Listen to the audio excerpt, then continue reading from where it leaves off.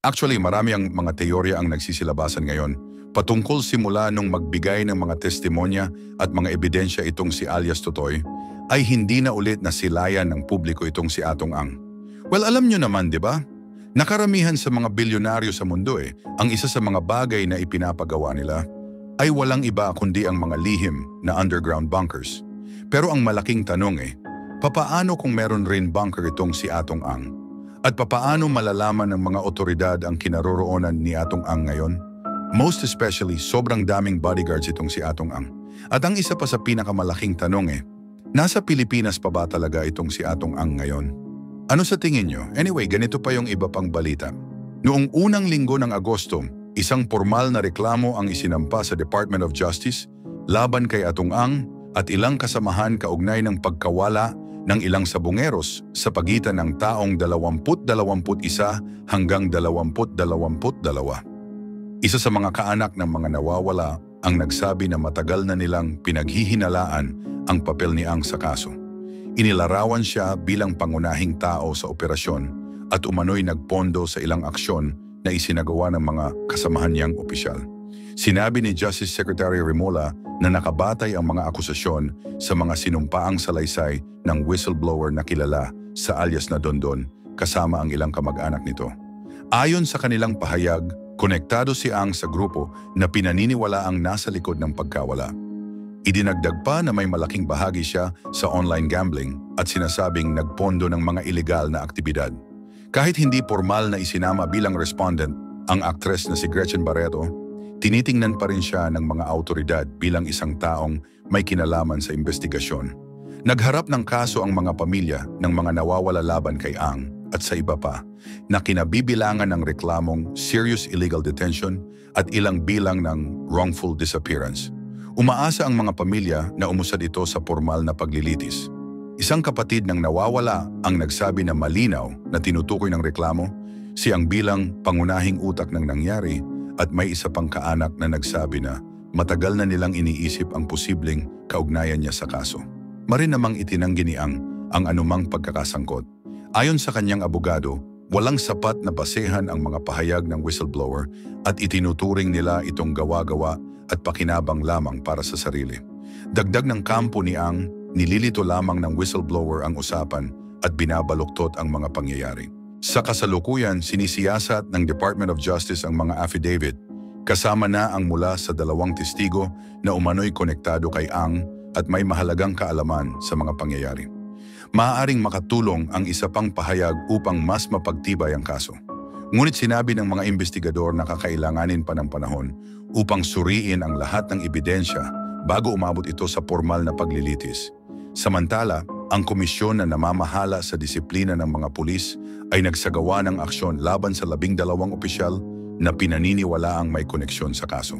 Kabilang dito ang mga reklamong administratibo at may ilan na pansamantalang tinanggal muna sa pwesto habang nagpapatuloy ang investigasyon. Sa mga oras na nagpapatuloy ang operasyon, nagsagawa ng paghahanap ang mga tauhan sa Taal Lake matapos may lumabas na impormasyon na posibleng may ebidensya sa ilalim ng lawa. Gayunpaman, nananatiling walang malinaw na resulta at patuloy ang pagtutok ng mga autoridad upang makakuha ng pisikal na ebidensya na susuporta o magtutuwid sa mga pahayag sa affidavit. Tiniyak ng Department of Justice na igagalang ang fair na proseso para sa lahat ng sangkot. Sinabi rin nilang makakaasa ang bawat isa na mabibigyan ng karampatang due process. Habang nananatiling aktibo ang investigasyon, patuloy namang naghihintay ng update ang mga pamilya ng mga nawawala. Sa mga darating na linggo, inaasahang magdedesisyon ang mga hukuman kung sapat ang bigat ng kaso upang umusad ito sa mas formal na pagdinig. Sa usapin sa politika ng Pasig City, muling nabanggit ang pangalan ni Diskaya matapos na maiugnay sa mga talakayan tungkol sa integridad ng media at pagbibigay ng coverage sa mga kandidato. Si Diskaya na tumakbo laban kay Mayor Vico Soto noong midterm elections ay naging tampok sa mga panayam nina Corina Sanchez at Babaw. Noong ika-21 ng Agosto, nag-post si Mayor Vico sa kanyang Facebook page ng isang screenshot mula sa panayam na iyon at nagbigay ng pahiwatig na hindi ito ordinaryong panayam, kundi di umano'y mga paid features na posibleng nagkakahalaga ng milyon-milyon. Agad itong nagpasiklab ng interes mula sa publiko. Maraming netizens ang nagduda kung mayroong pinansyal na kapalit ang mga panayam. Bilang tugon, ipinaliwanag ni Sanchez at Babaw na ang kanilang ginawa ay isang featured interview at hindi investigative reporting. Mariin nilang itinanggi na may perang sangkot dito at iginiit na lehitimo ang kanilang trabaho. Ayon pa sa kampo ni Sanchez, maaring humantong sa aksyon legal ang pahayag ni Mayor Soto dahil sa bigat ng implikasyon nito. Habang umiigting ang usapin, lumantad si Arnold Clavio upang ipagtanggol sina Sanchez at Babaw. Pinuna niya si Mayor Soto dahil umano'y hindi makatarungan at nakakasira ang ganitong klaseng post. Para kay Clavio, hindi nararapat na ibahagi sa publiko ang ganitong paratang na walang sapat na patunay dahil lalo lang nitong pinapagulo ang tiwala ng tao sa mga mamamahayag. Kasabay nito, may isa pang pahayag na lumabas sa platform na Assortage sa X at page nila sa Facebook. Ayon sa isang source, si Diskaya ay minsan umanong nagtangkang mag-alok ng bayad kay Karen para sa isang feature sa kanyang YouTube channel. Ngunit ayon sa source ng Assortage, maring tinanggihan ni Karen ang alok at sinabi na hindi tama at hindi etikal ang tumanggap ng pera mula sa mga taong nagbabalak tumakbo sa posisyon. Ang revelasyong ito ay kaayon ng mga naunang pahayag ni Davila sa iba't ibang panayam. Inamin niya na sa mahabang panahon ng kanyang career, ilang beses na siyang inalok ng pera ngunit hindi niya kailanman tinanggap. Lahat ng beses na inalok ako, hindi ko kailanman kinuha, kahit isang sentimo. Ayokong madungisan ang aking propesyon, anya.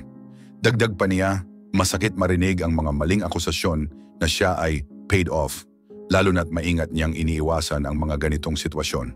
Ngunit anya, kumukuha siya ng lakas mula sa kanyang pananampalataya at sa tiwala ng kanyang mga boss sa ABS.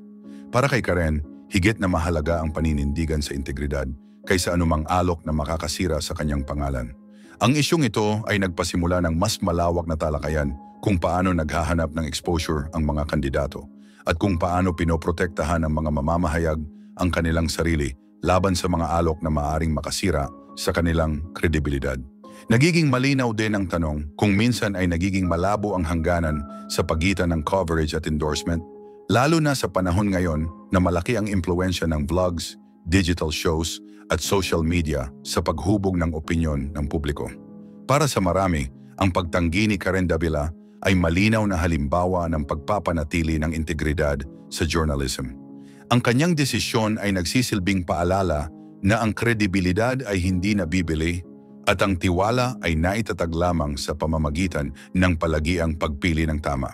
Sa gitna ng kontrobersya na kinahaharap ng kampo ng mga sangkot sa issue, nananatiling mahalagang paalala ang usaping ito.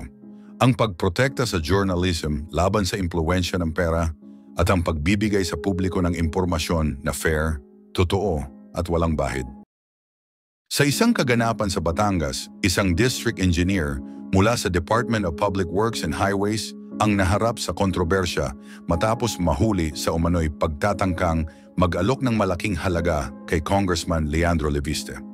Ayon sa ulat, umabot sa 360 milyong piso ang sinasabing inihanda ng naturang opisyal upang makuha ang pabor ng mambabatas kaugnay ng ilang proyekto. Sa mga oras na naganap ang insidente, nanindigan si Congressman Leviste na hindi siya kailanman papasok sa ganitong uri ng kasunduan. Agad umano niyang iniulat ang pangyayari sa mga kinauukulan upang masiguro na ang proseso ay malinaw at walang bahid ng questionableng gawain.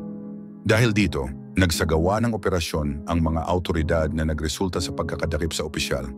Makikita sa litrato mula sa operasyon ang opisyal na nakasuot ng simpleng polo at ID lanyard habang napapaligiran ng mga otoridad.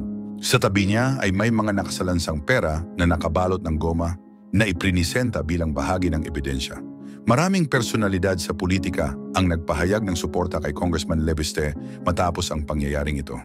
Isa sa mga ito si Senator Ping Lacson na nagpahayag ng papuri sa matibay na paninindigan ng batang kongresista. Para kay Lacson, isang mahalagang halimbawa ito ng pagtanggi sa anumang uri ng impluwensya o kompromiso na maaring makasira sa integridad ng pamahalaan. Ayon naman sa ilang nakasaksi, hindi karaniwan ang laki ng halagang sangkot sa insidenteng ito. Ang 360 milyong piso ay isang napakalaking pondo na maaaring gamitin sa iba't ibang proyekto o serbisyo para sa mamamayan. Dahil dito, mas naging matingkad ang bigat ng usapin at ang kahalagahan ng desisyon ni Congressman Leandro na hindi tumanggap ng suhol. Samantala, tiniyak ng Department of Public Works and Highways na nakahanda silang makipagtulungan sa investigasyon. Nilinaw rin nila na ang mga pagkilos ng isang opisyal ay hindi kumakatawan sa kabuuang ahensya at nananatili umano ang kanilang advokasya para sa malinis na serbisyo publiko. Sa panig ng mga taga-suporta ng kongresista, nakita nila ang pangyayaring ito bilang patunay na kayang tumayo ng mga bagong leader laban sa anumang uri ng panghihikayat na hindi maganda para sa bayan. Para sa kanila, ang pagkilos ni Congressman Leandro ay nagbibigay ng pag-asa na maari pang maitaguyod ang isang mas malinis na pamamahala sa bansa. Gayon din, ilang residente sa Batangas ang nagpahayag ng kanilang pagkilala sa naging aksyon ng kongresista. Para sa kanila, mahalagang malaman ng publiko na mayroong mga opisyal na tunay na inuuna ang interes ng mga tao kaysa pansariling kapakinabangan. Anyway, mga kapopong, ang kaganapang ito ay nagsilbing paalala na nananatiling hamon ang pagpapanatili ng integridad sa pamahalaan. Ngunit sa kabila ng tukso ng malaking halaga, pinatunayan ni Congressman Leandro Lebiste na posible ang tumanggi at manindigan para sa tama. Isang kwento ito ng paglaban sa tukso at pagpili ng mas makabuluhang landas tungo sa mas maayos na pamamahala.